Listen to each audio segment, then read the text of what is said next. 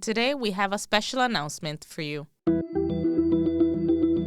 European elections. June's election. European elections. European elections. European elections. More than 500 million people are called to vote across Europe this June.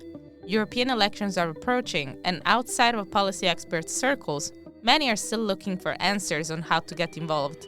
Our daily podcast, Today in the EU, is your go-to source for understanding the inner workings of the European Union. Over the next 8 weeks, dive into our exclusive content. We have prepared explainers, feature stories, and in-depth mini-series to demystify the EU elections and help you make informed choices between June 6th and June 9th. Today in the EU, elections in focus, the vote. If you are a citizen from one of the 27 countries that are members of the European Union, you have about a month before you're called to the polls for the European Parliament election. This will be the first vote after Brexit, and today we're getting right into the practicalities of the voting process and looking at the impact this vote will have on the future of the EU. What are the key dates we need to keep in mind, and what can we expect from this election? Hello and welcome, I'm Giada Santana, and this is Today in the EU. We're here with Aurélie Pugnet, Politics Hub editor at Euractiv. It's about 40 days before the elections where European citizens will be called to the polls between the 6th and the 9th of June. However, European citizens in different countries will be voting differently and on different days. Why is that the case? Well, it really comes down to how your traditional voting system works and how each government wants to organize it. Depending on each country, citizens are used to voting differently and used to voting on different dates, actually. So in France, for example, or the French, being French, I'm used to voting on a Sunday. And you know that elections always fall on a Sunday. Whereas in other countries, it may not be the case. For example, in Italy, I know that this year it is both on Saturday and on a Sunday. So this is something that really comes down to your national traditions and, of course, how the government wants to organize it. Right. And what about the process of candidate picking? How does that work? It depends, again, on your traditional way of voting. And the elections, the European elections have, of course, their own specialty. But it is, at the end of the day, depending on how in each 27 countries you vote yourself. So you don't vote as an Italian for a French list. You vote for Italians to represent yourself in the European Parliament. This is very important. And you don't have this transnational list idea that's being replicated where you would vote for a federalist or maybe more federalist parliament. And then you'd have, for example, in a certain country, again, talking about France because this is the one I know the best, you have one list for the entire country and then you just decide whether you want to vote for Socialists, the Greens, the Centre-Right Party, and depending on whatever your preferences and your affiliations are. And in other countries, you have more of a local anchorage when it comes to the list, where you vote for people that are in your circumscription. And this really comes down to each state to decide how to organize this. And is every country ready? It's a bit more complicated than this. I would say they're getting ready at the moment. What is important is elections, campaigns, you never really know when they start, do you? It's especially the European elections because there's so little information surrounding them for the general public. Of course, we've seen new Eurobarometer, so new polls that suggest that more and more people would go vote this year. I think it's up to 60% voting participation, which may not sound like a lot, but is a lot for European elections.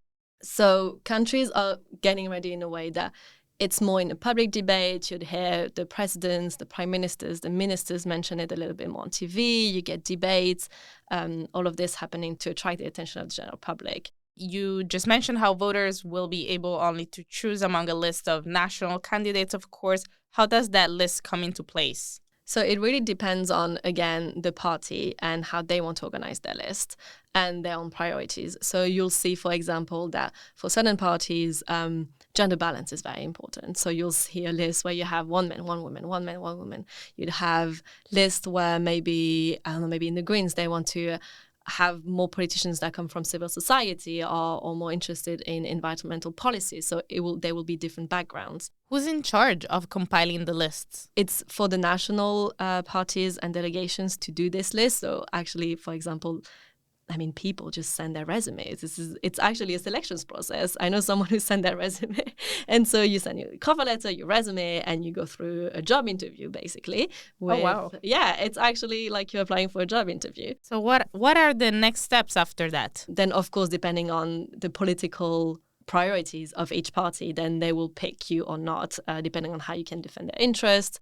And it's very tricky. It's also depending on what you've done before. Of course, if you've already been an MEP, so a member of the European Parliament, and you've won this amazing file on Artificial Intelligence Act, for example, on something very tricky like a migration deal or something very sensitive, very touchy that has really been seen by your country or by your party as a big win, then maybe you have a higher chance of being higher on the list.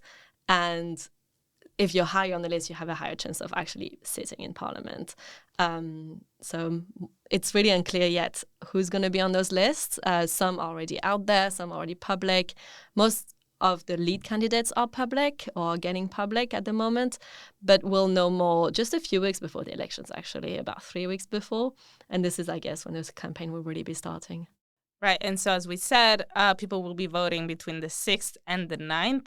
Well, when will we have the results? We'll have the results as time goes on, but really, I would say on the 9th, during the night, we'll have the first clearer results as to, okay, like last time in 2019, I remember that the Greens were just exploding their results.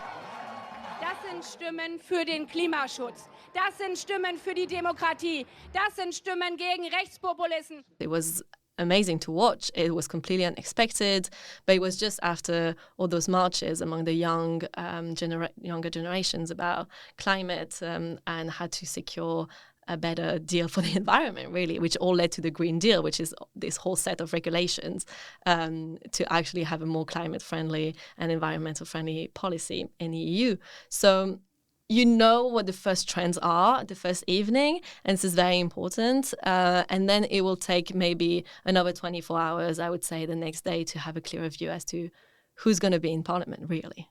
And then what happens? Then comes the bigger question of, okay, so the Parliament has to get into place, which means they basically all have to move to Brussels, come to Strasbourg, have their first plenary session, decide on how to take the chairs of each committee. And it's a very political process, again, because, of course, if you can't have only French at the head of all the committees, for example, but you can't also have all the Polish at the head of all the committees. So there's this very sensitive process, a very political process of appointing and voting and naming people at the head of the committees, which are going to lead the legislative work and everything like this. It's very important.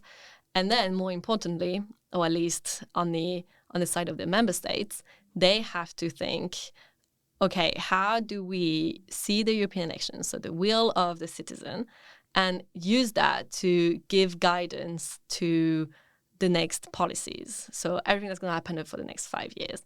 And concretely what that means is naming people at what we call the top jobs. Let's explain what the top jobs consist in. So these are the head of the European Commission, so the EU executive, the head of the European Council, which is the representation of the member states will, and the head of as well the European Diplomatic Service.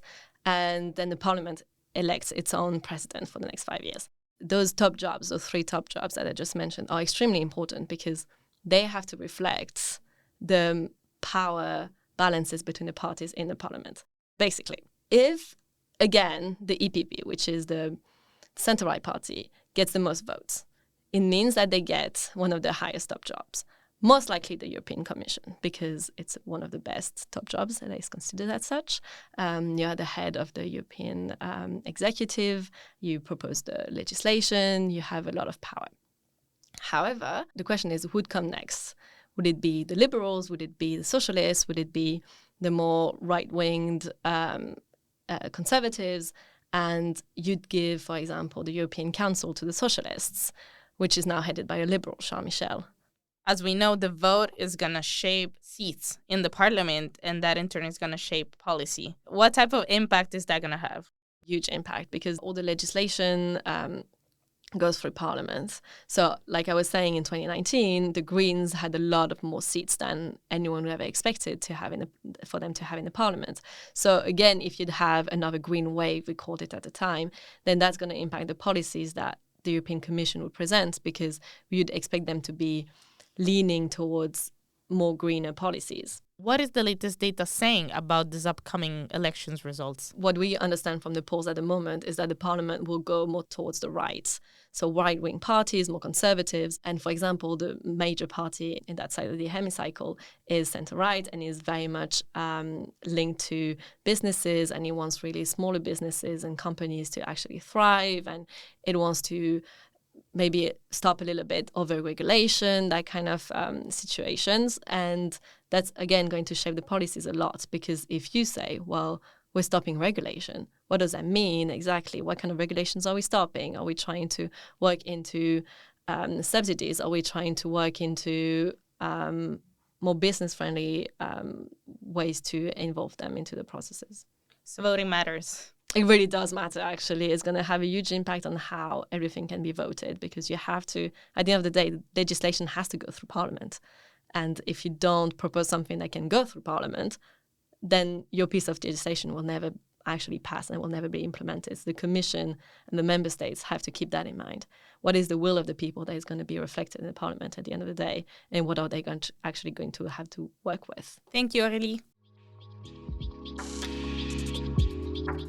I'm Giada Santana, and this was Euractiv's Today in the EU podcast.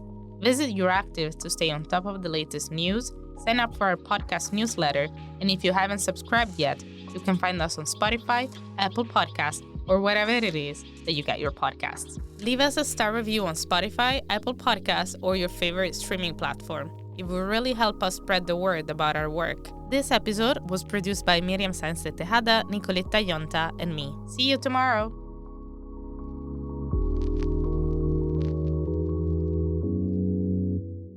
As part of our commitment to accuracy, inclusion, and transparency, Euractiv is part of the Trust Project.